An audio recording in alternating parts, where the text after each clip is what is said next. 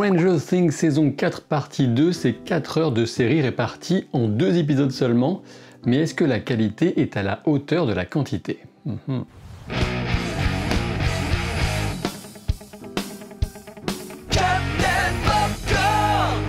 Vaste question que j'aborderai pour une fois en alternant ce que je retiens de pire et de meilleur de cette saison, que certains considèrent déjà apparemment comme le pinacle de la création audiovisuelle de toute l'humanité. Je n'irai certes pas aussi loin, même si mon avis d'ensemble est positif. Ce sont surtout des éléments scénaristiques, et comme assez souvent, qui m'ont parfois dérangé, même si d'autres m'ont agréablement surpris. Évidemment, il s'agira ici d'une vidéo avec spoiler complet, donc considérez-vous comme prévenu.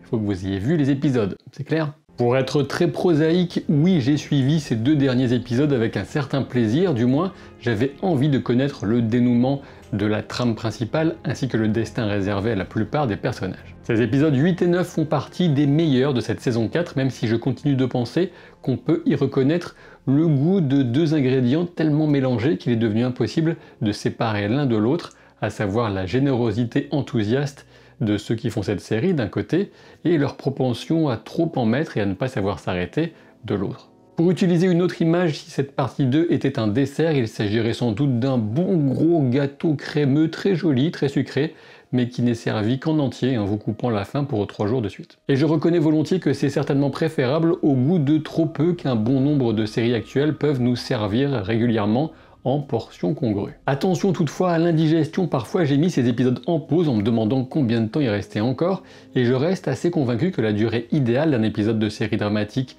touffu et bien construit se situe entre 50 et 65 minutes, avec évidemment des exceptions possibles, je n'y érige pas, ça en règle absolue ce serait débile. Ce qu'on sera une grande majorité à reconnaître à cette saison, c'est sa réussite visuelle, et de ce côté je revois un peu mon jugement sur la partie 1, je le revois un peu à la hausse, mais il portait surtout sur la réalisation dans la première vidéo.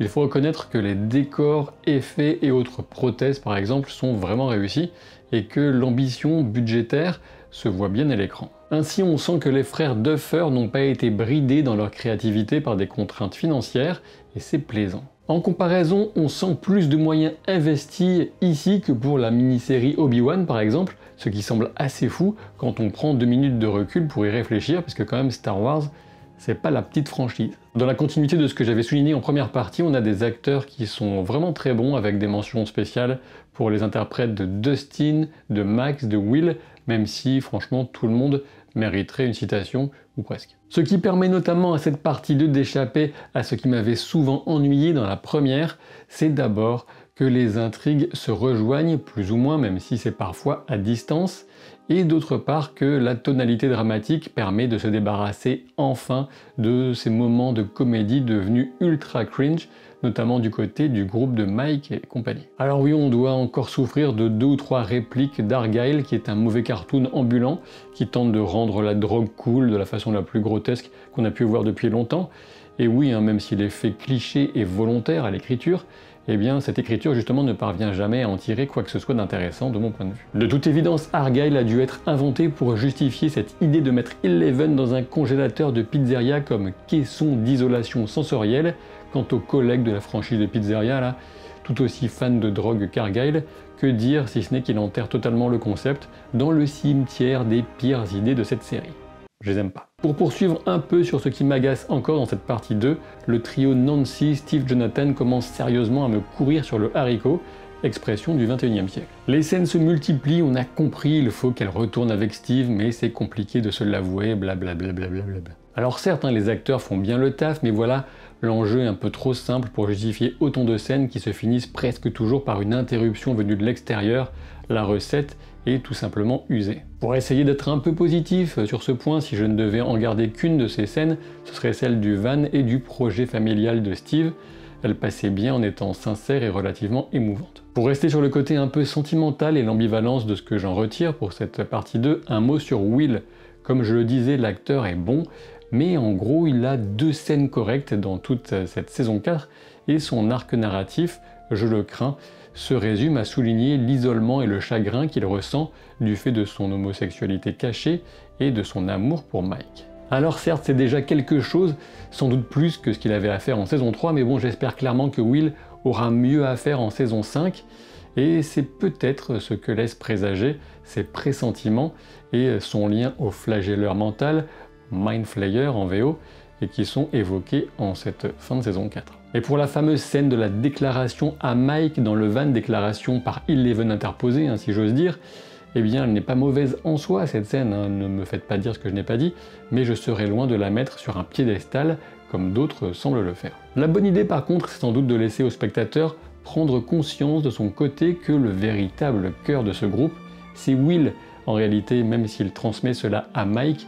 qui s'en fait le porteur auprès d'Eleven et devient une sorte d'Adrienne de la saga Rocky, qui doit murmurer un « When » à Rocky 11, pour qu'elle se décide enfin à tout défoncer. Enfin, s'il est plutôt cool de jeter un œil sur la difficulté d'un coming out à un jeune âge et surtout auprès d'un ami hétéro dans les années 80, je trouve dommage que l'histoire de Will se résume à son orientation. Allons directement vers les autres pointures de la saison et deux décisions scénaristiques majeures, une que j'apprécie et l'autre moins, avec des nuances à chaque fois, car finalement, la nuance, c'est quand même chouette. Quand je parle de pointure, je parle de Sadie Sink dans le rôle de Max, un rôle magnifique et sans doute pour moi, en tout cas, le plus emblématique de cette saison 4. Si je devais retenir un personnage de cette saison 4, ce serait Max. En effet, elle peut exprimer son courage par une forme de résilience et j'avoue que c'est très astucieux en termes d'écriture de parvenir à lui donner une telle force sans passer par l'artifice du moindre pouvoir. La bonne idée pour moi, c'était le choc de la mort de Max qui était sans doute inattendu et jusqu'au boutiste dans sa mise en œuvre, poussant jusqu'à la fameuse et horrible scène de retournement des membres. C'était picoté. Alors franchement, chapeau pour avoir poussé les choses jusque-là. Juste dommage, il me semble de l'avoir néanmoins gardé en vie, même si je comprends aussi ce choix du fait de la tonalité de la série, qui reste plutôt celle d'une victoire contre le mal au final, on s'en doute, contrairement à certains films d'horreur dont la saison se fait parfois la réminiscence. Je comprends parfaitement aussi l'idée de conserver le personnage pour conserver une aussi bonne actrice, mais une part de moi me dit qu'une mort définitive de Max aurait marqué un changement de tonalité assez fort et important. Autre pointure, au pluriel sans doute, mais je pense d'abord à Gaten Matarazzo dans la scène de la mort d'Eddie, ainsi que dans l'échange avec son oncle vers la toute fin. Gaten, cet acteur, a vraiment quelque chose qui fonctionne aussi bien dans le comique que le tragique. Et pour ce qui est de la mort d'Eddie en elle-même, je dirais que je suis loin d'être convaincu.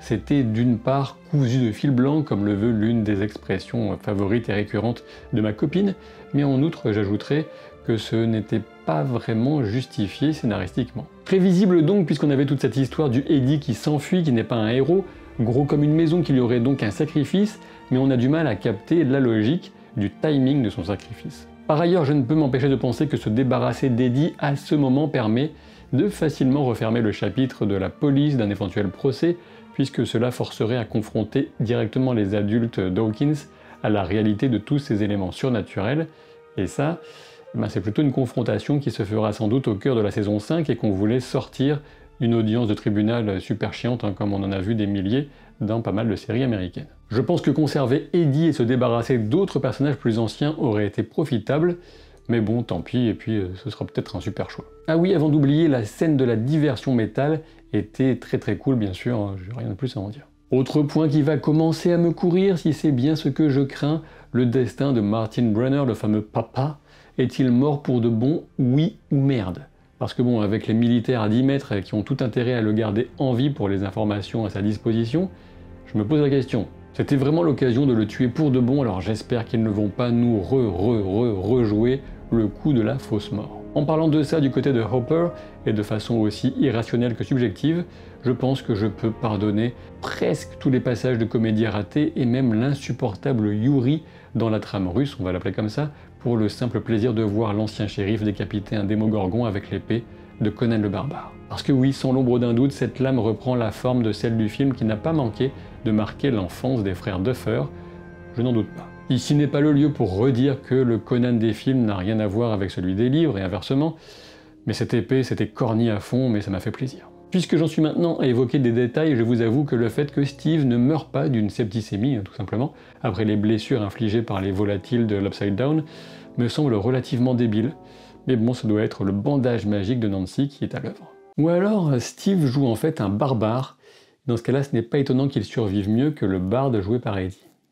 Parmi les petites choses qui fâchent, ce sont des détails, j'ai aussi en tête les tentacules de la maison qui retiennent Nancy, Steve et Robin pendant ce qui semble être vraiment une éternité en termes de montage.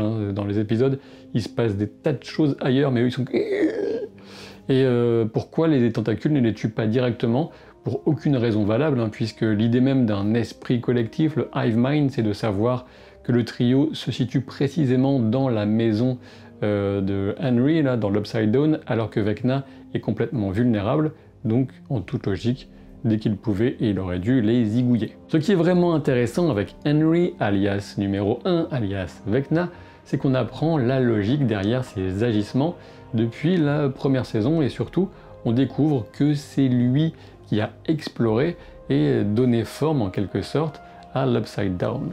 Déjà, on semble avoir une réponse à une question que j'avais soulevée dans ma première vidéo sur cette saison 4, puisque l'Upside Down devait a priori préexister et qu'il n'a donc pas été créé par Eleven quand elle y a envoyé numéro 1. Et ce qui est plein de promesses par ailleurs, c'est que potentiellement l'Upside Down n'est qu'un reflet de la personnalité de Henry, qui est a priori donc le premier humain à en avoir foulé le sol, et donc potentiellement on pourrait imaginer Eleven qui tenterait de reprendre ce monde depuis le début pour le transformer en un univers idyllique par exemple. On peut même se demander si cette exploration des contrées du rêve ou autre référence qui vous plaira ne pourrait pas consister en l'essentiel du parcours réservé à Max pour la 5e et dernière saison.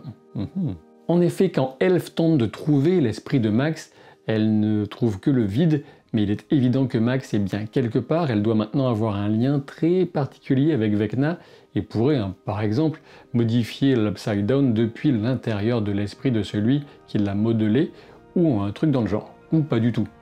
Et si mon raisonnement n'est pas assez clair, l'idée centrale c'est que l'Upside Down et ses créatures étaient peut-être neutres, ou du moins pas fondamentalement mauvais à l'origine. Et on voit Henry donner à la poussière animée la forme arachnoïde du flagelleur mental, mais il aurait pu aussi bien prendre celle d'une fleur hawaïenne si quelqu'un de plus sympathique avait pris le contrôle, comme Argyle par exemple. Dernière remarque sur cette notion de collision des mondes, ou plutôt d'invasion du réel par l'Upside Down, j'ai toujours du mal à trouver la menace super crédible quand un lance-flamme manié par un néophyte suffit à dézinguer tout un groupe de créatures. Hawkins va finir sous le napalm, moi je vous le dis, ça va pas traîner, et le co-grand méchant de la saison 5 devrait être le général sans pitié de cette saison 4, ou pas. Je me demande si cette conclusion pourra éviter le piège de la sempiternelle solution Eleven, piège que cette saison 4 n'a fait qu'éviter un temps pour mieux l'imposer au final. Et c'est pour ça que j'espère que Will et Max, et d'autres potentiellement, soient des vecteurs d'action importants, et que les personnages si bien servis par leurs interprètes arrivent chacun à des conclusions que je qualifierais à la fois satisfaisantes mais aussi éventuellement inattendues, même si je préfère toujours quelque chose de bien écrit que de quelque chose qui va surprendre pour le plaisir de surprendre. Rien d'officiel pour l'instant quant à la date de la saison 5, mais j'aurais tendance à l'espérer aux alentours du printemps-été 2024. Un petit mot quand même sur Jamie Campbell Bower qui joue Henry, c'est un bon antagoniste, et peut-être qu'on pourra le retrouver avec un peu moins de maquillage, de prothèses, même si c'était très bien fait, je ne dis pas le contraire, mais je pense qu'il était quand même encore plus flippant sans maquillage qu'avec. Sachez que vous pouvez retrouver ce t-shirt qui représente, je ne sais pas si vous l'avez remarqué, 11, Upside Down, tout ça, dans un lien en description de la vidéo et pour soutenir la chaîne au passage. Merci à celles et ceux parmi vous qui s'abonnent à la chaîne, puisque je continue vaillamment de croire aux 500 000 abonnés, un jour peut-être. Et puis bon, pour les autres, il y a toujours la possibilité de vous enfermer pour l'éternité avec Argyle et Yuri. Je vous dis à très vite pour de nouvelles aventures, et par exemple à lundi soir pour Westworld, épisode 2 de la saison 4. C'est ça. Salut!